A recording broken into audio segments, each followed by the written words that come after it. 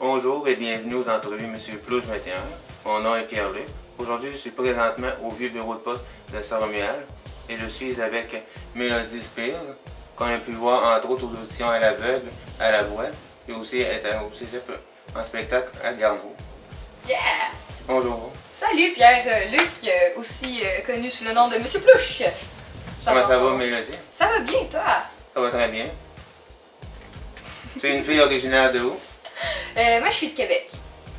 Je viens de la ville de Québec, je suis grandie à Québec et je suis québécoise. Ok. Tu habites dans quelle ville? En ce moment, je vis à Québec parce que c'est une belle ville, puis je pense que tout le monde pourrait vivre à Québec, puis tout le monde pourrait vraiment aimer ça, cet endroit-là. Ok. D'où vient ta passion pour la musique? Moi, ça vient de la première fois que j'ai ouvert la radio, j'ai entendu La Tribu de Dana. Tout de suite, ça a été un coup de cœur. J'ai su que je voulais faire partie de La Tribu de Dana, mais il n'engageait plus vraiment de monde. Fait que, vu que je pouvais pas faire partie de La Tribu de Dana, je me suis dit un jour je vais enregistrer une chanson comme La Tribu de Dana. C'est sûr que ça, c'est une chanson, c'est pas une tribu directement. Ben, je me dis, tu sais, vu que je peux pas faire partie de cette tribu-là, je vais comme faire des chansons. Fait que c'est là que ça m'est venu, genre, la passion pour la musique. Ok.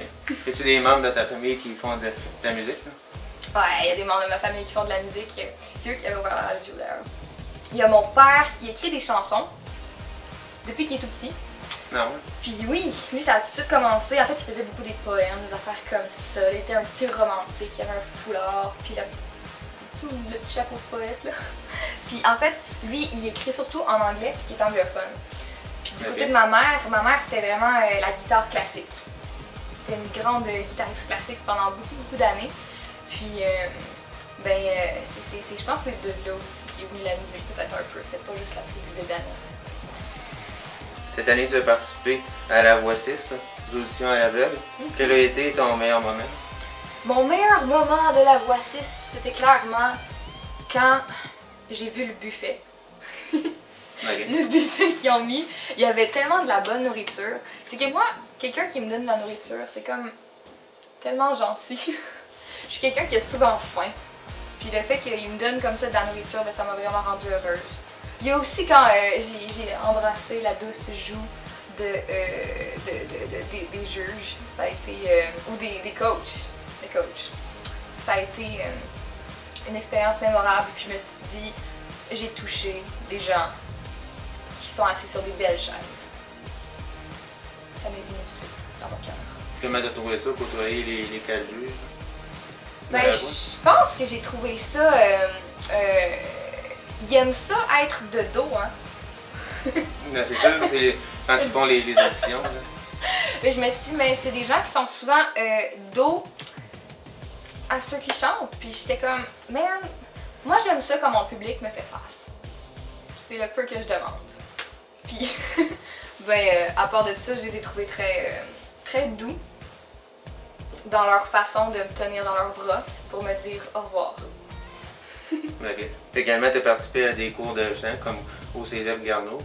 As-tu gagné des prix? Hein? Oui, j'ai gagné une couple de prix. En fait, je pense que le meilleur prix au cégep Garneau que j'ai gagné, c'est que j'ai fait cégep en spectacle. Okay. Puis après ça, j'ai gagné l'audition pour faire le festival de Granby. Ah ouais? Puis au festival de Granby, ils m'ont pris. Fait que là, j'ai fait le festival de Granby. Fait que ça a été... quelqu'un qui fait juste une petite chanson à son cégep. Ça a passé de ça à genre, je m'en vais faire le festival où Jean Leloup a été reconnu. Là. Tu as été juste seulement au cégep de Garneau? Tu as été dans d'autres cégeps faire des concours? J'ai juste été au cégep de Garneau, mais mon père est un professeur de cégep. Non. Il est à Sainte-Foy. J'ai pas voulu aller à Sainte-Foy parce qu'il serait rendu compte que je suis pas une bonne élève. C'est vraiment en fait. À Sainte-Foy, j'avais fait quelques spectacles, mettons au Café Oiseau, qui est un endroit vraiment bien pour les artistes. Ok. À part la guitare, joues-tu d'autres instruments de musique? Hein? J'avais commencé à jouer du piano En fait, c'est la première chose que j'ai fait, c'est jouer du piano. Puis ma grand-mère m'a donné un piano, un vieux piano qu'elle adorait quand elle est décédée. C'est moi qui l'ai hérité. Fait que c'est comme ça que j'ai commencé vraiment à écrire mes premières chansons aussi. C'était toujours au piano, c'était très dramatique. Puis après ça, ben, j'ai joué du triangle. Ok. Mais j'ai pas continué là-dedans parce que je trouvais que c'était quand même assez facile. Comme instrument, je me suis dit, j'ai besoin d'un petit challenge. Parce qu'on doit plus jouer de la guitare. Là. Ouais, là, je suis rendue vraiment plus à la guitare. Tu sais, c'est mon instrument, là. Mes deux parents, ils étaient des guitaristes. Même si j'ai pas fait de cours, mettons, conservatoire et tout ça, c'est la guitare que je sens le rock en moi. Si tu avais à choisir de faire une première partie d'un spectacle, ça serait avec qui puis pourquoi? Ça, c'est tellement une bonne question, j'aime ça. Oh là là là là là. Là, on parle dans tout, là. Ouais. Alright. J'aimerais ça faire la première partie de Céline Dion. Ah ouais? Parce que j'aime ses sacoches. Juste à cause de ça? Ben, des fois il y a des petits coups de cœur comme ça, que tu te dis pourquoi pas, je vais continuer avec ça. Dis-moi, Mélodie, une salle de spectacle que tu aimerais performer un jour? Ouh là là là là là. Je pense que la salle de spectacle la plus cool dans laquelle j'aimerais performer en ce moment, ce serait peut-être, mettons, en Grèce antique. Genre, mettons, tu sais, l'Olympia. Il y avait cet endroit, ce vieux théâtre de la Grèce. Puis j'aimerais bien ça performer là. Ok. Parce que ben ça a l'air que l'acoustique est vraiment bon dans les théâtres de la Grèce. Ça a l'air que t'as pas vraiment besoin d'ampli, puis t'as pas besoin de fil. Vu que je suis une personne un peu maladroite, des fois ben je m'enfarge dans les fils. Fait que vu que j'aurais pas de fil, j'aimerais ça jouer là. Réellement, ça. Sur Internet, tu faisais des vidéos quand tu étais dans ton bain. Parce que l'acoustique était meilleure. Ça donnait de l'inspiration pour faire des chansons. Ben oui, mais je trouve que comme faire des chansons dans des endroits, là, tu penses pas à cette place-là, mais combien de personnes chantent sous la douche? Il y a tellement de monde qui chante sous leur douche parce que l'acoustique est très bon. Tu pourrais demander à un artiste de te composer une chanson, ça serait qui puis pourquoi? Oh là là là là! Oh! Yum yum yum. Ça, c'est une bonne question. Je pense que je demanderais à quel artiste de m'écrire une chanson. À Claude Pelgag.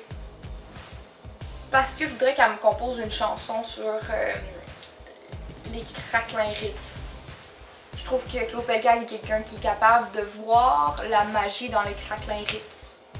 Il y a peu de personnes qui savent déceler avec autant d'attention la merveille dans les petites choses.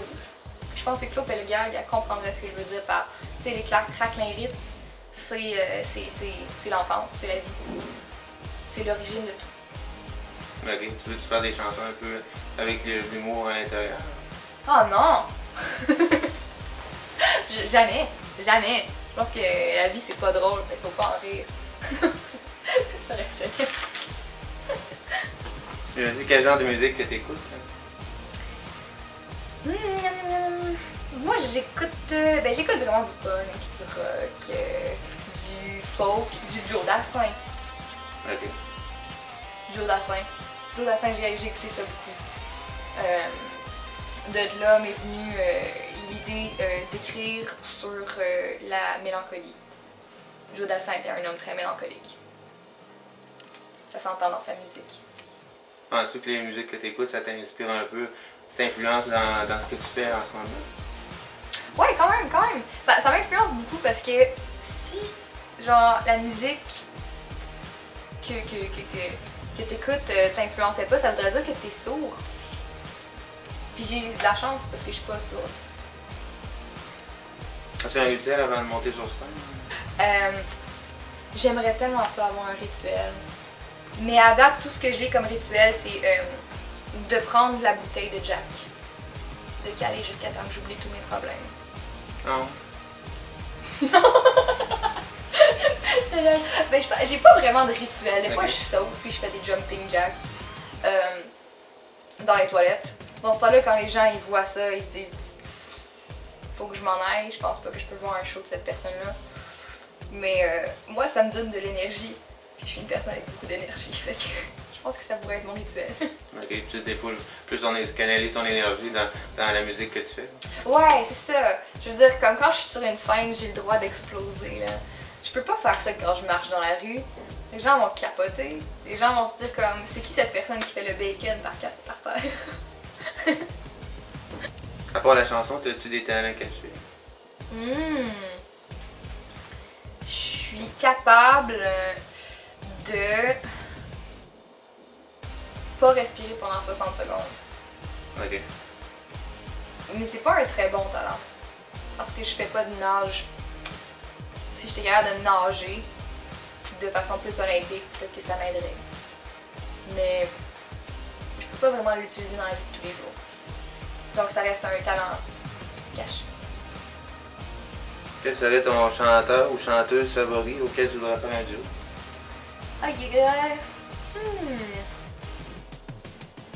Je sais pas. Mais faut que j'en parle, J'aime vraiment beaucoup Violette Pie. Il me fait rire parce que ben il saute un peu partout lui aussi. Puis je pense que de faire un duo avec lui, je trouverais ça intéressant parce que j'y amènerais l'idée de faire un combat d'épée mousse en jouant de la guitare. Puis je pense que je gagnerais. Puis que comme tout l'auditoire serait extrêmement surpris, mais je gagnerais. Puis grâce à ça, peut-être que ben, pour les gens de Bicoline qui regardent en ce moment peut-être, ben, peut-être qu'ils voudraient plus que je sois dans leur team. Parce qu'en ce moment, ben, il n'y a pas vraiment de guilde qui veut de moi. Ok.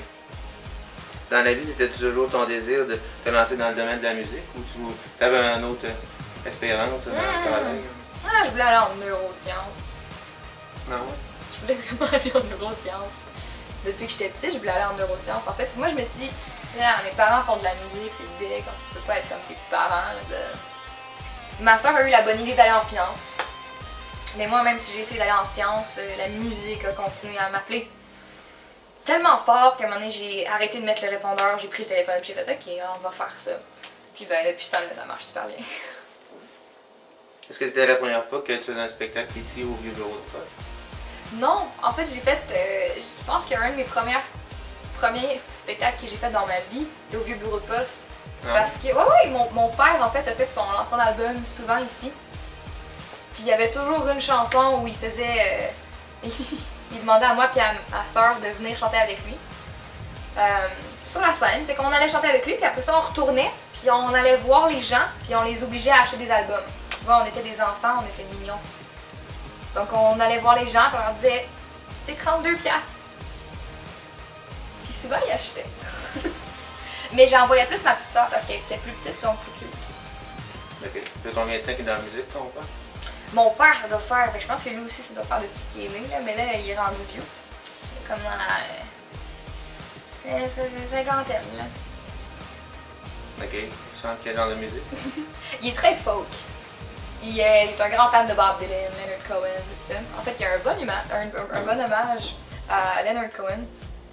Il fait aussi, ben c'est Randall Spear, en fait, mon père, là. Ok. Fait que lui, il est vraiment comme, tu sais, il est tout doux. Il est tout doux sur scène. Puis, ben comme comparé à moi, je dirais que il est doux, puis moi je suis rude. Ok. Comment t'as trouvé ta soirée en général? Je trouvais ça super le fun. C'était beau, les gens étaient gentils. Je pense que c'était une super belle soirée. T'as-tu aimé ça, toi?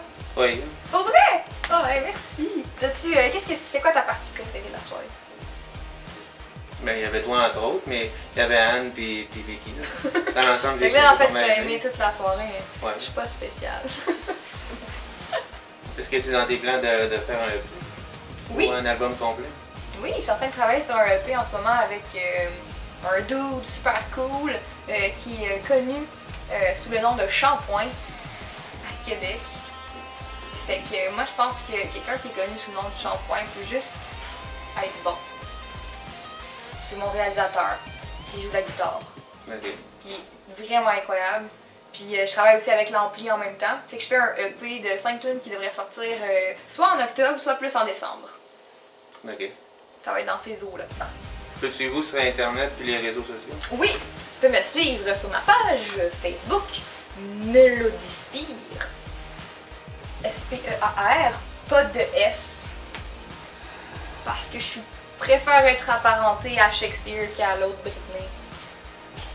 Ensuite, tu peux me suivre aussi sur Instagram, où c'est Melodyspire aussi. Merci à toi. Hey, merci Mélodie. à toi, Luc. Merci. C'est bien vu. Pierre-Luc. Je suis désolée, Pierre-Luc. Merci, Pierre-Luc. Ça fait plaisir. C'était vraiment le fun. T'as tout préparé des belles questions. Merci. Et moi, je vous dis à la prochaine.